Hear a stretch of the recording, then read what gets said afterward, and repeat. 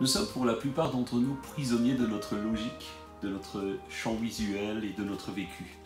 Albert Einstein dira « La logique vous conduira d'un point A à un point B.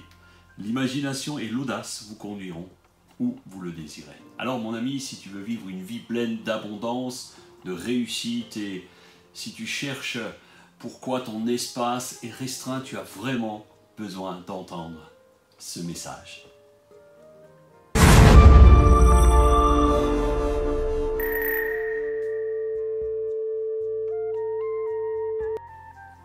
Bonjour, mon nom est Serge Herbrecht, je suis un ancien chef d'entreprise, formateur en leadership spirituel et pasteur à Saint-Dié-des-Vosges. Ma mission est de vous inspirer pour vous impacter, pour impacter votre vie et celle de votre entourage. Je veux vous aider à grandir dans votre ministère afin de devenir la meilleure version de vous-même pour servir efficacement sur le chemin de votre destinée. Je veux vous aider à grandir dans votre vie personnelle, dans votre vie de foi avec Dieu, grandir dans votre service aux autres, grandir dans votre ministère dans l'Église. Alors, bienvenue sur cette chaîne YouTube.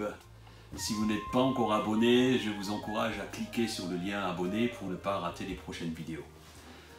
Oui, les limites. Depuis la création, Dieu a fixé des limites dans le jardin d'Éden déjà. Ensuite, il a fixé les limites au pays. Il y a des pierres de bornage qui ont été posées et que nous ne devons pas déplacer. Mais en fait, la réalité c'est que la nature de l'homme n'est pas faite pour rester confinée dans des limites. Regardez les enfants.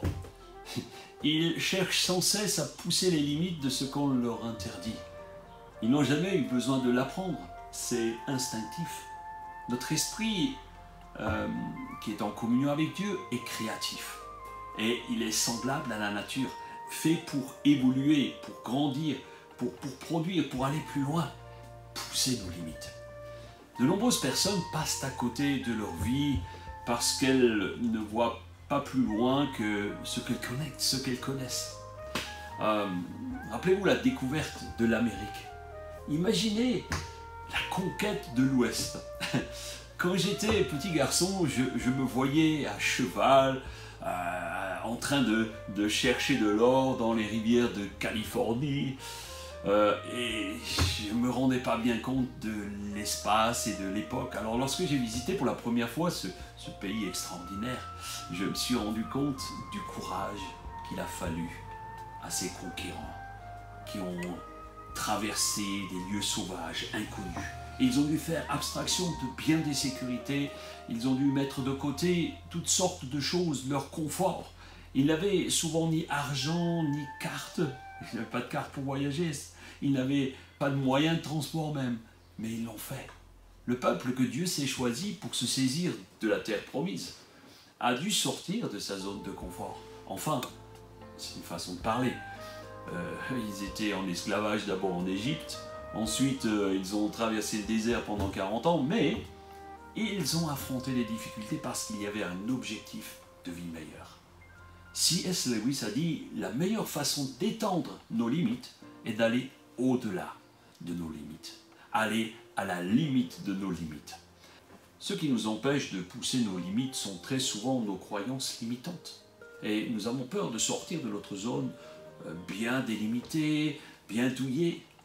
Que cette zone soit physique, mentale ou spirituelle, nous nous enfermons souvent dans des schémas, des idées reçues, des croyances que nous nous sommes bâtis au fur et à mesure des années, par notre vécu, par notre enseignement, notre éducation, ou encore la culture dans laquelle nous avons grandi.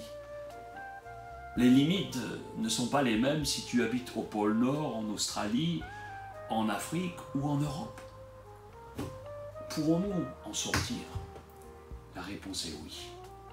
La première des choses à faire, c'est un conseil, c'est de prier. Et c'est d'ailleurs ce qu'a fait Isaïe en encourageant le peuple à la prière. Il est dit dans Isaïe 26,15, « Multiplie le peuple », c'est une prière. « Ô Éternel, multiplie le peuple, manifeste ta gloire, recule toutes les limites du pays. » Et vraiment, c'est un acte de foi de prier ainsi. Parce que, en fait, ta foi, mon ami, est l'antidote à tes croyances limitantes qui bloquent la progression vers une vie plus épanouie.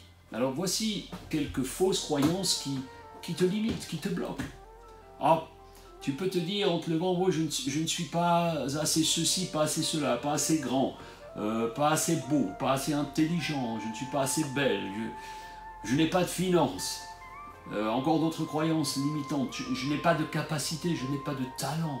Oh, je n'habite pas dans le bon pays, je ne suis pas né à la bonne époque, je ne sais pas parler, oh, je n'ai pas appris, je suis trop jeune, je suis trop vieux, trop gros, trop maigre, toutes sortes de choses. L'auto-sabotage, mes amis, l'auto-sabotage est l'ennemi numéro 1 des blocages dans ta vie. Et souvent, tu ne t'en rends pas compte. Nous passons à côté de notre vie à cause de l'auto-sabotage. Et la Bible nous encourage à aimer Dieu, aimer notre prochain, comme nous-mêmes. C'est-à-dire que nous devons, bien entendu, nous aimer nous-mêmes pour honorer Dieu, pour honorer notre prochain, pas par orgueil ou se regarder le nombril, non. Si tu es sans cesse en train de t'auto-flageller, tu te construis une muraille autour de tes propres possibilités d'étendre tes limites. La vie nous encourage à élargir et enrichir notre cercle relationnel, faire de nouvelles connaissances, entretenir les amitiés apporte une telle richesse et nous pousse à étendre nos limites. Il y a parfois des situations conflictuelles, oui, qui nous éloignent des gens. Et par définition, que nous le voulions ou non, cela pose alors des limites. Nous ne pouvons forcer personne à nous aimer et nous n'avons pas à nous plier aux desiderata de chacun afin de nous faire aimer. Cependant, la volonté de Dieu pour nous est de vivre en bonne harmonie avec tous. Pour cela, nous avons besoin d'abord d'élargir l'espace de notre esprit. Et il te faut changer, mon ami. Il faut faire évoluer ton mindset, ta manière de penser. Pour parler en langage informatique, il faut parfois faire un reset, une remise à zéro. En conclusion, mon ami, oui, la volonté de Dieu est de nous pousser hors de nos retranchements, de ne pas rester figé dans le marbre, mais de grandir en foi, en amour, en force et en esprit. Pour terminer, je t'invite maintenant à te libérer dans tes propres limites et sortir de ta bulle, un pas à la fois, parce qu'il n'y a pas de limite à ce que Dieu peut faire avec toi. Seulement crois. Crois que tu es capable de changer. Crois que tu es capable de faire bien plus que tu ne le fais aujourd'hui. Alors, choisis d'étendre tes limites, parce que Dieu est illimité. Si vous avez apprécié cette vidéo, laissez-moi un pouce bleu, partagez-la avec vos amis. Et si vous croyez que cela peut les encourager, encouragez-les à regarder ces vidéos. Sur ce, je vous dis à la semaine prochaine sur cette chaîne. Prenez soin de vous, prenez soin de votre âme, que Dieu vous bénisse richement. Soyez proactifs et dès demain, poussez vos limites. Bye bye.